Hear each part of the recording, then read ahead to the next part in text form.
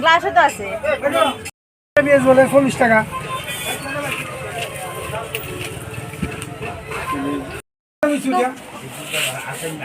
হ্যাঁ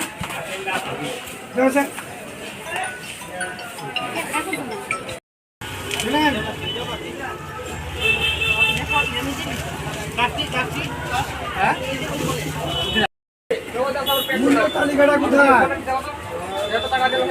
এইভাবে হবে না।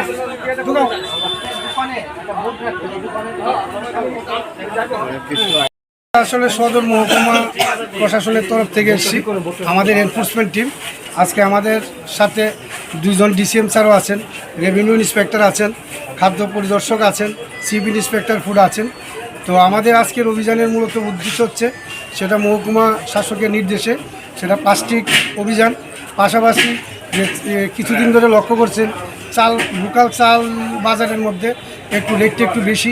এই নিয়ে সেটা প্রশাসনের তরফ থেকে আমাদের অভিযান চলছে, পত্রপত্রিকাতে উঠছে, সেই ব্যাপারও তদারকি।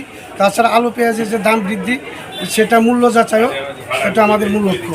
তো আজকে আমরা লেকচুমনি বাজারে আছে 30 থেকে 35টা দোকান আমরা অভিযান করেছি। প্রচুর পরিমাণে আমরা প্লাস্টিকও উদ্ধার করেছি। তাছাড়া সবচেয়ে সুন্দর ব্যাপার হচ্ছে, চাল বাজারের যে একটা বাড়তি ব্যাপার ছিল, আমার মনে হলো প্রতি কুইন্টাল 200 থেকে 300 টাকা রেটটা কমে গেছে। কারণ আজকে থেকে 3 দিন আগে মহারাজগঞ্জ বাজার অভিযান করে যে রেটটা আমরা পেয়েছিলাম, আজকে আমরা লিকচুমনি বাজারে তার থেকে 200 থেকে 300 টাকা আমরা কম পেয়েছি।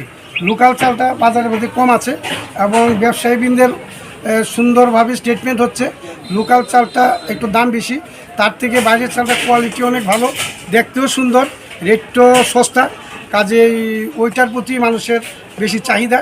তো মুদ্রা কথা হচ্ছে, চালের দাম অনেকটাই কমে গেছে। পেঁয়াজ, ভালো পেঁয়াজটা সেখানে 40 টাকা করে বিক্রি করছে, যেখানে ক্রেতারা বেছে বেছে নিতে পারে। আর এমনিতে ঘরে ঘরে নিলে 34 টাকা 35 টাকা হয়।